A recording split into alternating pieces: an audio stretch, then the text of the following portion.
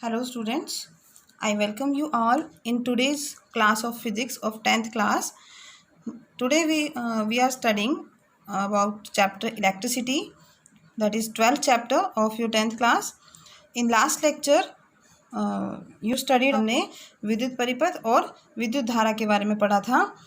इस लेक्चर में हम पढ़ेंगे ओम का नियम यानी कि ओम्स लॉ के बारे में. अकॉर्डिंग टू ओम्स लॉ क्या कहता है बच्चों ओम्स लॉ कि किसी धातु के तार में प्रवाहित विद्युत धारा उस तार के सिरों के बीच विभवांतर के अनुक्रम अनुपाती होती है. यानी कि किसी भी तार में या किसी भी चालक से प्रवाहित होने वाली कोई भी कंडक्टर मटेरियल आपने ले लिया, उसको जब हम सर्किट में लगाते हैं तो उसके अक्रॉस जो करंट फ्लो करेगा वो किस पे डिपेंड करता है? That depends on the potential difference applied across the ends of the wire. कि उस चालक के, उस कंडक्टर के दोनों एंड्स के बीच में जो विभवांतर है उस पर निर्भर करता है. तो यहाँ से इक्वेशन क्या बनती है? V is directly proportional to I. ये प्रोपोर्शनैलिटी का साइन हटाकर जब आप इक्वालिटी का साइन लगाएंगे तो यहाँ एक कांस्टेंट से मल्टीप्लाई करते हैं, नियतांक जिसको कहते हैं, स्थिरांक जिसको कहते हैं, और उस स्थिरांक का नाम क्या है? रेजिस्टेंस. तो क्या इक्वेशन बन जाएगी हमारी? V equals to I R. V equals to I R. इसमें R क्या है? रेजिस्टेंस या प्रतिरोध जिसको हम कहते हैं. तो हमें यहाँ से एक नई क्वांटिटी के बारे में पता चला, प्रतिरोध. तो जब V बाय आई कर दिया तो V बाय आई किसकी इक्वल आ गया? R की. तो R क्या है? प्रतिरोध. अब हम पढ़ेंगे कि प्रतिरोध क्या होता है अगले आर्टिकल में. इससे पहले ओम्स लॉ के बारे में थोड़ी सी और बात करेंगे. ओम्स लॉ को और अच्छे से समझने के लिए एक एक्टिविटी करते हैं. उस एक्टिविटी में क्या दिया गया है कि इस क्रियाकलाप में आपको क्या दिया हुआ है बच्चों? देखो चित्र में दिखाया अनुसार इसमें सेल्स को जोड़ा गया है सीरीज़ में, और एक वोल्ट मीटर लगाया गया है, एक एमीटर लगाया गया है, एक रेजिस्टेंस है और एक की लगाई गई है, कुंजी लगाई गई है. तो इस सर्किट में हम क्या करेंगे? पहले एक सेल को लगाएंगे जिसकी V वोल्टेज है और एमीटर से करंट को नोट कर लेंगे. फिर हम दूसरे सेल को भी जोड़ देंगे. दो सेल को मिलाकर तो वोल्टेज डबल हो जाएगी. अगर एक सेल 1.5 वोल्ट का है तो दो सेल मिलकर कितना हो गया? 3 वोल्ट. और फिर से हम एमीटर में करंट की रीडिंग नोट कर लेंगे. यही प्रोसीजर हम 3 सेल्स को जोड़कर और 4 सेल्स को जोड़कर भी करेंगे, और हर बार एमीटर से हम करंट की रीडिंग नोट कर लेंगे. तो आपके पास इस तरह की एक टेबल आएगी.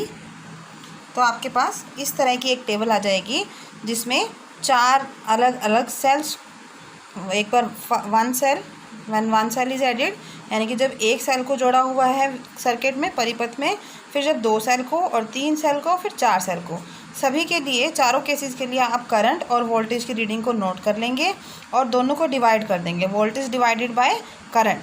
तो हम क्या देखेंगे बच्चों इस एक्टिविटी के बाद कि हर बार चारों केसेस में वोल्ट और एम्पियर का रेशियो, यानी कि वोल्टेज और करंट का रेशियो अप्रोक्सीमेटली सेम आता है. यानी कि दोनों को डिवाइड करने पे लगभग सेम उत्तर आंसर आएगा. तो इससे हमें पता लगता है कि वोल्टेज और करंट जो है एक साथ चलते हैं, प्रोपोर्शन में चलते हैं, एक दूसरे के समान अनुपात में है. तो इस तरह का ग्राफ आपको एक वोल्टेज और करंट के बीच में मिलेगा. यहाँ विभवांतर और धारा के बीच में एक ग्राफ बनाएंगे जब हम उन्हीं रीडिंग से, तो हमें एक स्ट्रेट लाइन यानी कि एक समानांतर रेखा जो है ग्राफ के रूप में मिलेगी, जो यह दर्शाती है कि वोल्टेज और करंट, विभवांतर और धारा समान अनुपात में पाए जाते हैं. तो ओम्स लॉ को पढ़ने से बच्चों हमें एक नई परिभाषा प्रतिरोध की प्राप्त होती है कि प्रतिरोध क्या है? R equals to V by I. तो ओम्स लॉ के आप 3 रूप पढ़ते हैं, V by I equals to R, V equals to I R और I equals to V by R. अब पढ़ते हैं प्रतिरोध के बारे में कि प्रतिरोध क्या है? किसी चालक का वह गुण कि वह अपने में प्रवाहित होने वाली विद्युत धारा का विरोध करता है, उस गुण को हम क्या कहते हैं? प्रतिरोध. तो प्रतिरोध का मात्रक क्या है? ओम. यानी कि 1 ओम किसके बराबर होगा? अगर हम 1 ओम की परिभाषा लिखना चाहें तो वो किसके बराबर होगा? 1 वोल्ट बाय 1 एम्पियर. यानी कि जब वोल्टेज 1 वोल्ट है और करंट 1 एम्पियर है तो रेजिस्टेंस क्या होगा? 1 ओम. ठीक. अब यहीं से इसी ओम्स लॉ से एक और हमें फॉर्मूला मिलता है, वो है I equals to V by R. तो इस फॉर्मूले को अगर हम ध्यान से पढ़ें इक्वेशन 2 को, तो हमें क्या देखने को मिला कि करंट और रेजिस्टेंस दोनों क्या है, एक दूसरे के व्युत्क्रम अनुपात, इन्वर्सली प्रोपोर्शनल है। कि जैसे जैसे आप रेजिस्टेंस को बढ़ाएंगे करंट जो है वो कम होगा। मान लो आपने किसी सर्किट में रेजिस्टेंस को डबल कर दिया तो करंट जो है वो हाफ हो जाएगा, आधा हो जाएगा। तो इसलिए हम इनको क्या कह सकते हैं कि दोनों क्या हैं, एक दूसरे के व्युत्क्रम अनुपात में। आइए इसका एक छोटा सा न्यूमेरिकल और कर लेते हैं ओम्स लॉ का। ओम्स लॉ के ऊपर न्यूमेरिकल करने के बाद आगे हम प्रतिरोध के बारे में विस्तार से पढ़ेंगे। बच्चों, आपकी स्क्रीन पर सामने एक न्यूमेरिकल दिया हुआ है। उस न्यूमेरिकल में क्या कहा गया है कि एक हीटर स्रोत से 4 एम्पियर की विद्युत धारा लेता है, जिससे उसके टर्मिनल के बीच में विभवांतर कितना आता है, 60 वोल्ट। तो बताइए कि अगर हीटर को 120 वोल्ट की वोल्टेज दे दी जाए तब करंट कितना होगा। तो इसके लिए बच्चों हमें पहले रेजिस्टेंस निकालना होगा, और रेजिस्टेंस कैसे निकालेंगे, ओम्स लॉ का यूज़ करके। ठीक है, तो वोल्टेज आपको दी हुई है, पोटेंशियल दिया हुआ है, विभवांतर 60 वोल्ट, करंट आपको पता है विद्युत धारा 4 एम्पियर।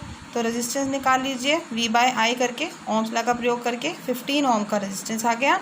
अब वोल्टेज को 120 वोल्ट कर दिया गया है, तो आप क्या करेंगे, I = V/R। आई निकालना है ना अब हमें, V भी पता है और R भी पता है, दोनों की वैल्यूज़ रख के करंट आ जाएगा 8 एम्पियर। तो बच्चों आप प्रतिरोध के बारे में पढ़ चुके हैं पहले भी।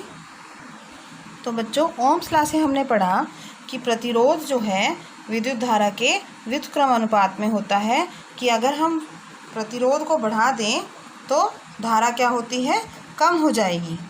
तो आइए अब हम पढ़ते हैं कि विभिन्न अवयवों, विभिन्न विद्युत संयंत्रों में लगने वाले प्रतिरोधों के बारे में। अब प्रतिरोध किन किन कारकों पर निर्भर करता है, कैसे कम ज़्यादा होता है, इसके लिए एक यंत्र होता है जिसे हम कहते हैं धारा नियंत्रक, जो हमें प्रतिवर्ती प्रतिरोध उपलब्ध कराता है, मतलब रियोस्टैट जिसको आप कहते हो। रियोस्टैट आपने देखा भी होगा। रियोस्टैट से हम करंट को कम और ज़्यादा कर सकते हैं। तो आइए पढ़ते हैं प्रतिरोध को।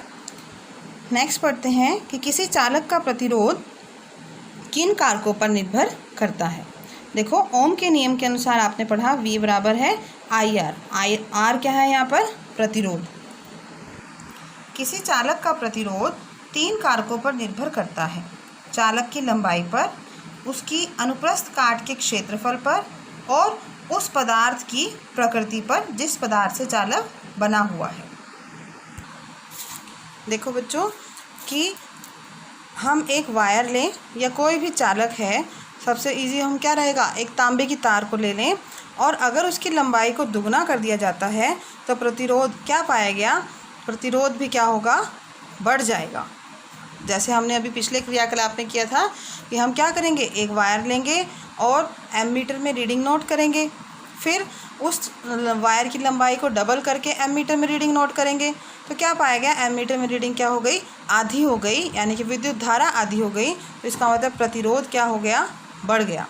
तो प्रतिरोध जो है तार की लंबाई के डायरेक्टली प्रोपोर्शनल यानी कि समान अनुपात में होता है। दूसरा कारक है अनुप्रस्थ काट का क्षेत्रफल। मान लीजिए कि ये कोई वायर है, इस तरह से आपने देखी होगी, आपके घरों में तार लगी होती है जो,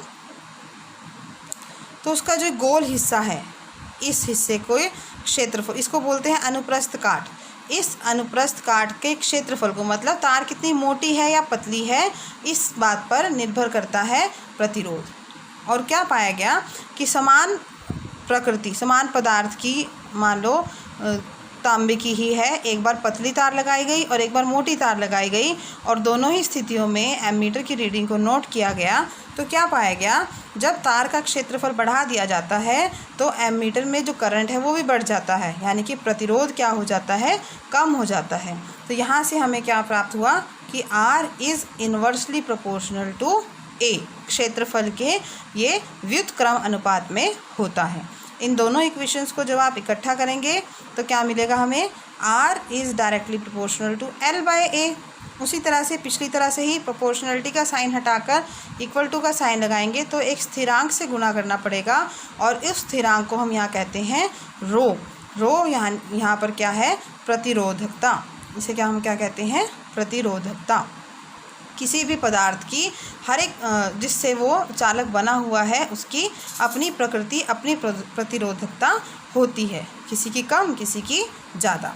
तीसरा कारक है उस पदार्थ की प्रकृति पर। प्रकृति से मतलब है कि वो किस मटेरियल का, किस पदार्थ का बना हुआ है, कि वो मेटल है, वो नॉन मेटल है, वो एलॉय है, जैसे निकल, क्रोमियम, कॉपर और एल्युमिनियम, ये सब जो है मेटल्स और एलॉयज़ के नाम हैं। इनसे बनी हुई है तार, इस बात पर कौन सी मेटल से बनी हुई है इस बात पर भी निर्भर करता है कि रेजिस्टेंस कम होगा या ज़्यादा। जैसे धातुओं की प्रतिरोधकता क्या होती है, कम होती है। मेटल्स हैं जितने भी, आयरन, कॉपर, ये सब क्या है, मेटल्स हैं। एल्युमिनियम, इनकी प्रतिरोधकता होती है 10 की शक्ति -8 ओम मीटर से 10 की शक्ति -6 ओम मीटर। इसीलिए इनको हम कंडक्टर्स या सुचालक कहते हैं। परंतु रबड़ तथा कांच की प्रतिरोधकता क्या होती है, अधिक होती है। रबड़ और कांच क्या है, विद्युत धारा के सुचालक हैं, ये कुचालक हैं, ये बैड कंडक्टर्स, क्या हम कह सकते हैं, इंसुलेटर्स हैं। इसीलिए इनकी प्रतिरोधकता यानी कि इनकी रेजिस्टिविटी जो है वो ज़्यादा होती है। 10 की शक्ति 12 से 10 की शक्ति 17 ओम मीटर इनकी प्रतिरोधकता पाई जाती है। इसीलिए हम कंडक्टर्स जो यूज़ करते हैं वो कौन से होते हैं, ज़्यादातर मेटल्स या उनसे बने हुए अलॉयज़। इसी प्रकार से हम देखते हैं बच्चों कि मिश्रातुओं की प्रतिरोधकता उनकी धातुओं की अपेक्षा, जिन धातुओं से वो बने होते हैं उनसे अधिक होती है। ठीक है, मिश्रातु क्या होते हैं, एलॉय, जो निकल, क्रोमियम को मिलाकर बनाए जाते हैं। इसीलिए आपने देखा होगा विद्युत इस्त्री और टोस्टर जो है ज़्यादातर वो एलॉय के बने होते हैं बजाय के सिंपल मेटल के। उसका कारण क्या है कि मिश्रातुओं का उच्च ताप पर शीघ्र दहन नहीं होता, कि ज़्यादा टेम्परेचर पे वो जल्दी से मेल्ट नहीं होते हैं। यही कारण है कि विद्युत इस्त्री, टोस्टर और बहुत से ऐसे यंत्र जो हाई टेम्परेचर पर काम करते हैं वो किसके बने होते हैं, मिश्रातुओं के बने होते हैं। इसी प्रकार से विद्युत बल्बों में आपने देखा होगा बच्चों कि जो बल्ब है उनका जो फिलामेंट होता है, अंदर तंतु होता है जो, वो टंगस्टन का बना होता है। उसका कारण भी क्या है कि टंगस्टन जो है एल्युमिनियम और कॉपर के बजाय टंगस्टन का मेल्टिंग पॉइंट ज़्यादा होता है, वो जल्दी से मेल्ट नहीं होता हीटअप होने के बावजूद भी। बल्ब में टंगस्टन जो यूज़ किया जाता है वो जितना ज़्यादा हीट होगा उतनी ज़्यादा लाइट देगा। और टंगस्टन एक ऐसी मिश्रित धातु है जो जल्दी से पिघलती नहीं है और इसीलिए उसकी प्रतिरोधकता क्या है, ज़्यादा। तो मिश्रातुओं की प्रतिरोधकता ज़्यादा होने के कारण उन्हें विद्युत टोस्टरों, हीटरों और बल्ब के तंतुओं के निर्माण के लिए उपयोग किया जाता है, जबकि कॉपर और एल्युमिनियम का उपयोग तार बनाने के लिए किया जाता है। तो ये सब जो वैरायटी ऑफ सब्सटेंसेस हम देखते हैं कि कोई तार बनाने के काम आ रहा है, कोई टोस्टर बनाने के काम आ रहा है, कोई हीटर, वो सब प्रतिरोधकता के कारण है। जिसकी प्रतिरोधकता ज़्यादा है वो ज़्यादा टेम्परेचर को टॉलरेट कर सकता है।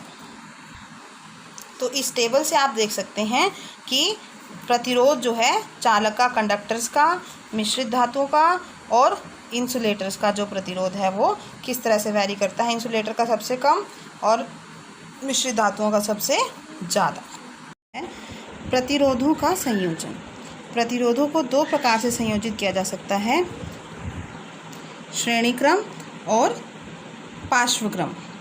श्रेणीक्रम में जब प्रतिरोधों को इस प्रकार संयोजित किया जाता है कि एक प्रतिरोध का सिरा दूसरे प्रतिरोध से और दूसरे प्रतिरोध का सिरा तीसरे प्रतिरोध से जोड़ा जाता है, तो यानी कि जब प्रतिरोधों का सिरे से सिरा, ये देखिए इस तरह से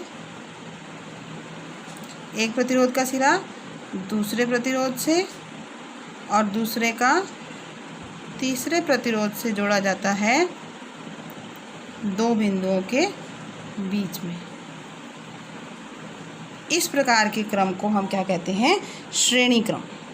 ठीक, और श्रेणी क्रम में विद्युत धारा जो है प्रत्येक प्रतिरोध में से समान विद्युत धारा बहती है, लेकिन विभवांतर जो है हर एक प्रतिरोध में अलग पाया जाता है। अगर ये R1 है तो इसमें V1 प्रतिरोध होगा, R2 में मान लीजिए V2 और R3 में है V3। तो परिपथ में कुल प्रतिरोध कितना हो जाएगा, V बराबर है V1 + V2 + V3। अब ओम के नियम के अनुसार, ओम्स लॉ के according V equals to I R, तो V1 किसके इक्वल हो गया, IR1, V2 IR2, V3 IR3। ठीक है, तो जब इन तीनों वैल्यूज़ को हम V वाली में रखेंगे इक्वेशन में फर्स्ट में, तो क्या मिलेगा, IR equals to IR1 plus IR2 plus IR3। दोनों तरफ से I कैंसिल आउट हो जाएंगे, क्या मिलेगा, R equals to R1 plus R2 plus R3, यानी कि श्रेणी क्रम में कुल प्रतिरोध जो है तीनों प्रतिरोध को ऐड करके प्लस करके हमें मिलता है। दूसरा है बच्चों पार्श्वक्रम, समानांतर क्रम भी कहते हैं और इसको पैरेलल कॉम्बिनेशन भी कहते हैं। जब तीनों प्रतिरोधों का एक सिरा एक बिंदु से और दूसरा सिरा दूसरे बिंदु से जोड़ दिया जाए तो उसे हम कहते हैं पार्श्वक्रम, यानी कि पैरेलल कॉम्बिनेशन। और इस कॉम्बिनेशन में विद्युत धारा जो है हर एक प्रतिरोध में अलग पाई जाती है, परंतु जो विभवांतर है वो सब में कैसा होगा, एक जैसा। तो कुल विद्युत धारा किसके बराबर हो जाएगी, I equals to I1 plus I2 plus I3। Ohm's law के according I equals to V by R, तो I1 किसके इक्वल हो गया, V1 bye R1, I2 V2 bye R2। यहाँ पर V1 V2 V3 लिख तो दिया है, लेकिन हर एक प्रतिरोध में वोल्टेज क्या रहती है, सेम। तो यहाँ क्या बन गया, V by R equals to V by R1 plus V by R2 plus V by R3। तो V से V कैंसिल आउट हो जाएगा और हमारा उत्तर क्या आ जाएगा, 1 by R equals to 1 by R1 plus 1 by R2 plus 1 by R3। तो यहाँ पर हमने पढ़ लिया है श्रेणी क्रम और पार्श्वक्रम, दोनों प्रकार के क्रम पढ़ लिए हैं प्रतिरोधों के लिए। और क्या देखा गया है कि श्रेणी क्रम में विद्युत धारा जो है वो एक समान रहती है, परंतु पार्श्वक्रम में विभवांतर जो है सभी में एक जैसा रहता है। बच्चों, यहाँ से हमें क्या पता लगता है कि यदि विद्युत परिपथ में श्रेणीबद्ध किए जाएं सभी उपकरण, तो विद्युत धारा कैसी रहती है, एक समान रहती है। इस प्रकार यह स्पष्ट रूप से पता लग रहा है कि यदि आप विद्युत बल्ब, विद्युत हीटर या कोई भी विद्युत उपकरण है उसे अगर आप श्रेणी क्रम में लगाएंगे तो क्या होगा, सब में एक समान विद्युत धारा बहेगी। अगर इनमें से एक भी कोई ख़राब हो जाता है तो सभी के ख़राब होने के चांसेस हैं। इसलिए हम क्या करते हैं, जितने भी इलेक्ट्रिकल अप्लायंसेस हैं सबको कैसे लगाते हैं, पैरेलल में लगाते हैं बजाय के सीरीज़ में, पार्श्वक्रम में लगाया जाता है। दूसरा, उससे क्या होगा, अगर एक कोई उपकरण ख़राब है तो सभी उपकरण ख़राब नहीं होंगे। दूसरा, पार्श्वक्रम में परिपथ में विद्युत धारा विभिन्न वैद्युत साधित्रों में विभाजित हो जाती है, मतलब हर एक में अलग अलग जाएगी। करंट जो है सब में क्या होता है, पैरेलल कॉम्बिनेशन में अलग अलग। तो अगर किसी का फ्यूज, किसी एक उपकरण को ख़राब होना है तो वो ख़राब हो जाएगा, बाकियों में विद्युत धारा वैसे ही जाती रहेगी। तो इसलिए घरों में इलेक्ट्रिकल सर्किट्स में ज़्यादातर पैरेलल कॉम्बिनेशन को यूज़ किया जाता है बजाय के सीरीज़ कॉम्बिनेशन के।